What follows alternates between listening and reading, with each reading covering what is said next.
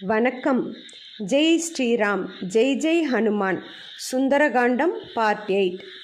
அனுமனின் செயல்களைக் கண்டு பயந்த அரக்கிகள் ராவணனிடம் ஓடி வந்து பயங்கரமான உருவம் படைத்த அனுமனை பற்றி கூற ஆரம்பித்தார்கள்.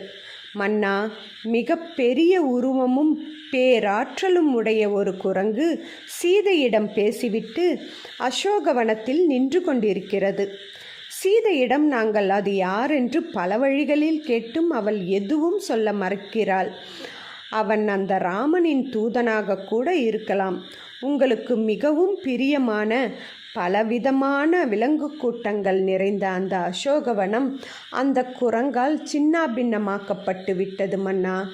அவனால் துவம்சம் செய்யப்படாத இடமே அங்கு இல்லை. ஆனால் சீதை இருக்கும் இடம் மட்டும் அவனால் அழிக்கப்படவில்லை. அந்த சீதை மட்டும் அவனால் காப்பாற்றப்பட்டிருக்கிறாள். அவளுக்கு ஆபத்து எதுவும் ஏற்படக்கூடாது என்பதற்காகவே அவள் இருக்கும் இடத்தின் பக்கமே அவன் போகவில்லை. சீதை எந்த மரத்தின் அடியில் அமர்ந்திருந்தாலோ துளிர்களும் மலர்களும் நிறைந்த பழமையான அந்த சிம்சுபா மரமும் அவனால் காப்பாற்றப்பட்டிருக்கிறது. அந்த மரத்தையும் அவன் அழிக்கவில்லை. சீதையுடன் அவன் பேசியிருக்கிறான். அசோகவனத்தை அழித்திருக்கிறான். இவ்வளவு அக்கிரமங்களை செய்த அவனுக்கு மிக கொடுமையான தண்டனை கொடுக்க நீங்கள் உத்தரவிட வேண்டும் என்றனர். இவற்றையெல்லாம் கேட்டுக்கொண்ட ராவணன் கொதித்தெழுந்து தனக்கு நிகரான சூரர்களான கிங்கரர்கள் என்ற இராட்சசர்கள் 80,000 பேரை அனுமனை அடக்குவதற்கு ஆணையிட்டு அனுப்பி வைத்தான். அவர்களும் பல ஆயுதங்கள் மற்றும் உலக்கைகளை எடுத்துக்கொண்டு மாளிகையிலிருந்து புறப்பட்டு சென்றார்கள். அவர்கள் அனைவரும் பயங்கரமான தோற்றம் உடையவர்கள், பெரும் பலசாலிகள், போரில் வெறி கொண்டவர்கள். அவர்கள் அனைவரும் ஆயுதங்களை கொண்டு மாருதியை ஒரே நேரத்தில் தாக்கினார்கள். உடனே மலை போன்ற உருவம் கொண்ட ஆஞ்சநேயர் தன் வாளை பூமியில் ஓங்கி அடித்து இலங்கை நகரமே பேரொலியால் நிரம்பும்படி பெருங்குரல் எடுத்து அச்சமின்றி சிங்கநாதம் செய்தார். அந்த பெரும் சப்தம் செய்த எதிரொலியால் ஆகாயத்தில் பறந்து கொண்டிருந்த பறவைகள் நிலைகுலைந்து கீழே விழுந்தன. சிங்கநாதம் செய்த அவர் உரத்த குரலில் மீண்டும் முழங்கினார், ஸ்ரீராம லட்சுமண சுக்ரீவனுக்கு ஜெய். கோசல நாட்டு மன்னரான ஸ்ரீராமனின் அடிமை நான். ஹனுமான் என்பது என் பெயர். எதிரிகளை அழிக்கும் ஆற்றல் உடையவன். 1000 ராவணர்களாலும் யுத்தத்தில் என் பலத்திற்கு ஈடு கொடுக்கவே முடியாது. இலங்கையை துவம்சம் செய்து சீதா பிராட்டியை வணங்கி எல்லா இராட்சசர்களும் பார்த்து கொண்டிருக்கும் போதே வந்த காரியம் கைகூடியவனாக செல்லப்போகிறேன் என கம்பீரமாக நின்றார். எனினும் அரசனின் ஆணையை நிறைவேற்றுவதற்காக துணிச்சலுடன் உறுதி கொண்ட அரக்கர்கள் பயங்கர ஆயுதங்களுடன் 1000கணக்கில் அவர் மேல் பாய்ந்தார்கள். உடனே ஆஞ்சநேயர் வாயிற்படியில் சாத்தி வைக்கப்பட்டிருந்த மிக பெரிய இரும்பு உலக்கையை எடுத்துக்கொண்டார். அந்த உலக்கையை கொண்டு தன் ஆற்றலையும் அதனுடன் சேர்த்து அந்த இராட்சசர்களை தாக்கி எல்லா இராட்சசர்களையும் கொன்று குவித்தார். கையில் உலக்கையுடன் ஆகாயத்தில் சஞ்சரித்தார். பின் மீண்டும் வாசற்படி அருகே வந்து நின்றார். உயிர் பிழைத்த சில இராட்சசர்கள் ஓடிச் சென்று எல்லா கிங்கரர்களும் கொல்லப்பட்டு விட்டார்கள் என ராவணனிடம் தெரிவித்தார்கள். அதை கேட்டு கோபத்தால் கண்களை உருட்டிய ராவணன் யுத்தத்தில் வெல்வதற்கரிய தன்னுடைய அமைச்சனான பிரஹஸ்தனின் குமாரனான ஜம்புமாலியை அனுமனை அழிக்க அசோகவனத்திற்கு அனுப்பி வைத்தான். அதற்குள் இங்கு கிங்கரர்களை கொன்றுவிட்டு அடுத்து நாம் என்ன செய்ய வேண்டும் என யோசனையில் ஆழ்ந்தார் ஹனுமான். அப்போது அசோகவனத்தில் இருந்த பெரிய மாளிகையை கண்டார். இந்த வனத்தை அழித்து விட்டேன், ஆனால் இந்த மாளிகையை அழிக்காமல் விட்டுவிட்டேனே என நினைத்த ஆஞ்சநேயர் இதையும் துவம்சம் செய்து விடுவோம் என நினைத்து தன் முழு வலிமையையும் காட்டி மேருமலையின் சிகரத்தைப் போல உயரமாக இருந்த மாளிகையின் மேல் தாவி குதித்து ஏறி நின்றார். மலை போன்ற அந்த மாளிகையின் உச்சியில் ஏறி நின்ற அந்த வானரர் சிறிதும் அச்சமில்லாமல் இலங்கை நகரத்தையே அதிர வைக்கும்படியாக சிங்கநாதம் செய்தார். உடனே அந்த கட்டடத்தின் நூற்றுக்கணக்கான பாதுகாவலர்கள் ஈட்டி, கத்தி, கோடாலிகளுடன் அவரை சூழ்ந்து கொண்டு தாக்கினார்கள்.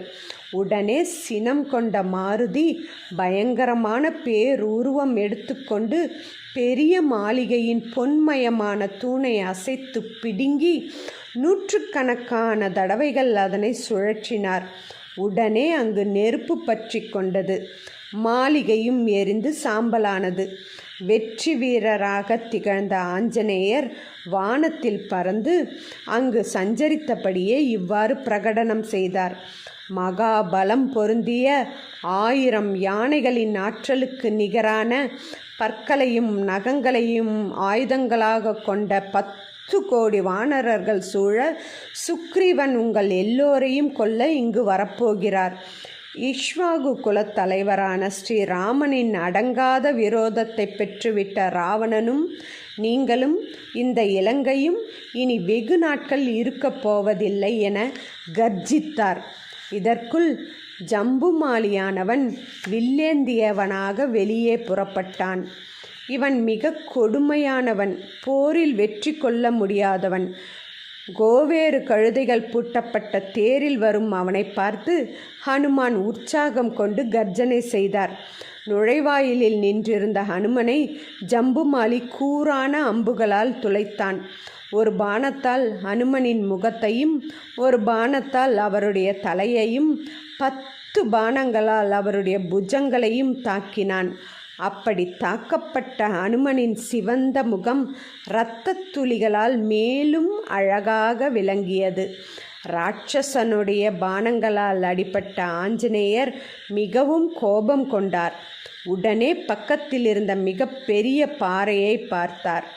திடீரென அதை பெயர்த்தெடுத்து வேகமாக வீசினார். சினம் கொண்ட அரக்கன் 10 பாணங்களால் அதை அடித்தான். தன் செயல் வீணாகியதைக் கண்ட ஆஞ்சநேயர் மிக பெரிய பனைமரத்தை வேரோடு பிடுங்கி அதை சுழற்றினார். அதையும் தன் பாணங்களால் முறித்தான் ஜம்புமாலி. மேலும் பல பாணங்களால் அனுமனின் உடலை துளைத்தான். இதனால் பெரும் கோபமடைந்த மாருதி முன்பு உபயோகப்படுத்திய அதே இரும்பு உலக்கையை எடுத்து வேகமாக சுழற்றி ஜம்புமாலியின் அகன்ற மார்பில் அதை விழச் செய்தார். அவ்வளவுதான்.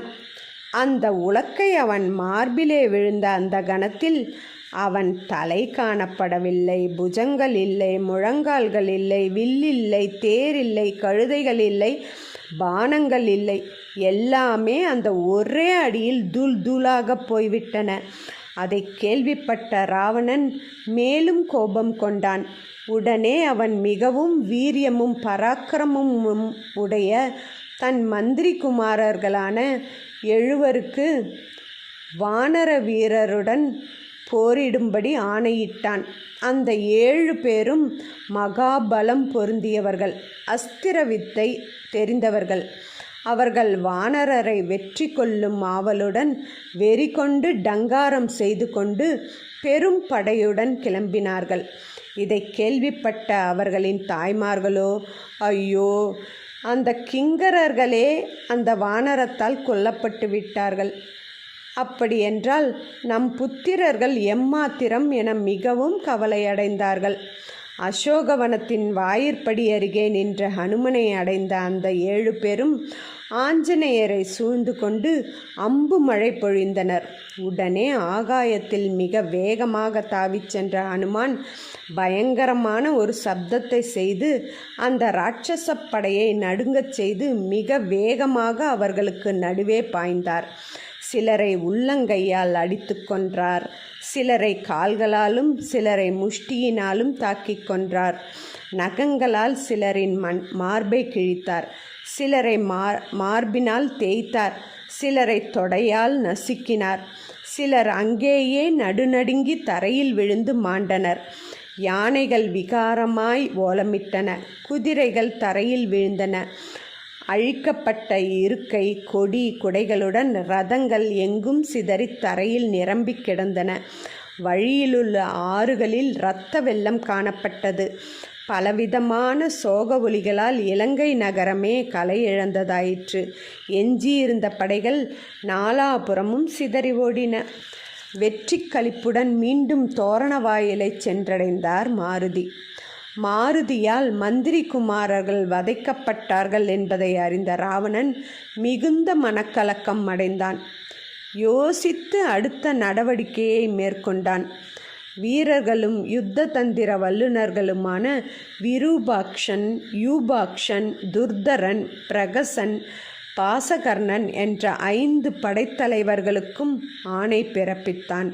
சேனாதிபதிகளே, நீங்கள் ஏராளமான படைகளுடன் செல்லுங்கள். எப்படியும் அந்த குரங்கு அடக்கப்பட வேண்டும். ஜாக்கிரதையாக அதன் அருகே செல்லுங்கள். அதை ஒரு சாதாரண குரங்காக நான் எண்ணவில்லை. நம்மை அழிப்பதற்காகவே இந்திரன் தன் தவத்தின் மகிமையால் சிருஷ்டித்த ஒரு பெரிய ஜந்தாக நினைக்கிறேன். அதை லேசாக மதிப்பிட்டு விடாதீர்கள். நான் பல வானரர்களை பார்த்திருக்கிறேன். ஆனால் அவர்களுக்கு இவ்வளவு வேகம், பயங்கரம், தேஜஸ், பராக்கிரமம், அறிவு, பலம், உற்சாகம் கிடையாது. உருவமாற்றம் செய்யும் சக்தியும் கிடையாது. இதை எப்படியாவது அடக்கி காட்டுங்கள். நீங்கள் அனைவரும் வெல்ல முடியாதவர்கள். எனினும் போர் முடிவு என்பது நிச்சயமில்லாதது என மெல்ல மெல்ல பயம் மனதில் தலையெடுக்க பேசினான். தலைவரின் ஆணையை கேட்டு மகா பலசாலிகளான அவர்கள் பெரும் படையுடன் கிளம்பி வந்து அனுமனை கண்டவுடன் பயங்கர ஆயுதங்களை அவர் மேல் வீசி எறிந்து அவர் மேல் பாய்ந்தார்கள். அதில் துர்தரன் என்பவனின் அம்புகள் இரும்பாலானவை, கூர்மையானவை, பட்டை தீட்டப்பட்டவை. அதை அவன் குறிப்பார்த்து அவர் சிரசில் விட்டான். அந்த 5 பாணங்களால் தலையில் துளைக்கப்பட்ட மாருதி 10 திசைகளிலும் எதிரொலிக்கும்படி கர்ஜித்து ஆகாயத்தில் தாவினார். உடனே துர்தரன் நூற்றுக்கணக்கான கூரிய பாணங்களை செலுத்தினான். ஆகாயத்தில் சரமாரி பொழியும் அவனை மழைமேகத்தை சிதறடிக்கும் வாயு போல அனுமான் சிதறடித்தார். மாருதியானவர் உயரே வெகு தூரம் சென்று துர்தரனுடைய தேரின் மேல் வேகமாக வந்து குதித்தார். உடனே ரதத்தின் ஏர்கால் முறிந்து விழுந்தது. 8 குதிரைகளும் மாண்டு போயின. உயிரற்றவனாக துர்தரனும் தரையில் விழுந்தான். உடனே விரூபாட்சனும் யூபாட்சனும் அவர் மேல் பாய்ந்தார்கள். உடனே ஆகாயத்தில் எம்பி பறந்த அவர் அதிக வேகத்தோடு மறுபடியும் பூமியில் குதித்தார். ஒரு பனைமரத்தை பெயர்த்தெடுத்து அவ்விரு ராட்சசர்களையும் பேராற்றலோடு அடித்து கொன்றார். உடனே பிரகசன் பட்டாக்கத்தியாலும் பாசகர்ணன் சூலத்தாலும் அனுமனை தாக்கினர். அவர்களால் சரீரம் முழுவதும் காயப்படுத்தப்பட்டு இரத்தம் தோய்ந்த ரோமங்களுடன் காட்சியளித்தார் மாருதி. வானர வீரனான அனுமான் விலங்குகள், துஷ்ட ஜந்துக்கள், மரங்கள் ஆகியவற்றோடு கூடிய ஒரு மலைமுகட்டை பெயர்த்து வீசி எறிந்து அவ்விரு ராட்சசர்களையும் கொன்றார். பின் மிகுந்திருந்த படை வீரர்களையும் நாசம் செய்தார். பின் மீண்டும் அந்த தோரண வாயிலின் அருகில் சென்று சற்று இளைப்பாறினார். தன்னால் அனுப்பப்பட்ட 5 படைத்தலைவர்களும் மாண்ட செய்தியை கேட்டவுடன் யுத்தம் செய்ய துடித்து கொண்டு தன் எதிரில் நின்று கொண்டிருந்த தன் மகனான அட்சயகுமாரனை நோக்கினான் ராவணன். ராவணனின் பார்வையினாலேயே ஆணையிடப்பட்ட அவன் தன் தந்தையான ராவணனை வணங்கி தங்கவில்லை எடுத்துக்கொண்டு ஒளி வீசும் தங்கத்தாலான சாளரங்கள் உள்ளதுமான ஒரு மிகப்பெரிய தேரில் ஏறி அனுமனை நோக்கி சென்றான். அந்த தேரானது அளவற்ற தவத்தால் பெறப்பட்டது. மனோவேகத்தில் செல்லக்கூடிய 8 குதிரைகள் பூட்டியது. யுத்தத்திற்கு தேவையான எல்லா ஆயுதங்களையும் உடையது. அதில் ஏறி அனுமனை அடைந்த அவன் மாருதியின் உறுதி குலையாத பராக்கிரமத்தைக் கண்டு கோபம் கொண்டு கூர்மையான 3 பாணங்களை அவர் மேல் செலுத்தி அவரை போருக்கு அழைத்தான். அனுமனுக்கும் அக்ஷகுமாரனுக்கும் நிகழ்ந்த போரை கண்டு பூமி சுற்றியது. சூரியனின் கதிர்கள் வெம்மையில்லாமல் இருந்தன. மலை நடுங்கிற்று. வானம் பேரொளி செய்தது. பெருங்கடல் பொங்கி வழிந்தது. அக்ஷகுமாரன் 3 பாணங்களை குறிப்பார்த்து அனுமனின் தலைமேல் விழச் செய்தான். அதனால் பெருகிய இரத்தத்தால் உடல் முழுவதும் சிவந்து உதயகால சூரியனைப் போல காணப்பட்டார் மாருதி. உடனே அவர் பேரொலி எழுப்பிக்கொண்டு கைகளையும் தொடைகளையும் விரித்து கொண்டு விண்ணில் பாய்ந்தார். அக்ஷகுமாரனின் வேகத்தையும் பராக்கிரமத்தையும் கண்டு இவ்வளவு சிறந்த வீரனை கொல்ல வேண்டுமா என சிந்தனை செய்தார். இவனை இப்பொழுது அலட்சியப்படுத்தி விட்டுவிட்டால் என்னை தாக்காமல் இருக்க மாட்டான். இவனை ஒழித்து கட்டுவதுதான் சரி என தோன்றுகிறது. வளர்ந்து கொண்டிருக்கும் அக்னியை விட்டு வைக்கக்கூடாது தானே என சிந்தித்து அவனை ஒழித்து கட்டுவதில் சுறுசுறுப்பானார். அவனுடைய 8 குதிரைகளையும் ஆகாயத்தில் உள்ளங்கையால் அடித்தே கொன்றார். அவனுடைய பெரிய தேர் அவருடைய உள்ளங்கையால் தாக்கப்பட்டு உருவிழந்து தரையில் விழுந்தது. மகாரதனான அக்ஷகுமாரன் தேரை அப்படியே விட்டுவிட்டு வில்லும் கத்தியும் ஏந்தியவாறு ஆகாயத்தில் எழும்பினான். உடனே அனுமனும் அவனை தொடர்ந்து வானத்தில் சென்று அவனுடைய கால்களை கெட்டியாக பற்றி தூக்கி ஆயிரக்கணக்கான முறை சுழற்றி வேகமாக பூமியில் எறிந்தார். கைகள், தொடைகள், இடுப்பு, கழுத்து முறிக்கப்பட்டு இரத்தத்தை பெருகவிட்டு கொண்டு கண்கள் நசுங்கி அங்கங்கள் நொறுங்கி மாருதியால் கொல்லப்பட்டு பூமியில் விழுந்தான் அக்ஷகுமாரன். அதை கண்டு எல்லா தேவர்களும் ஹனுமனை ஆச்சரியமாக பார்த்தார்கள்.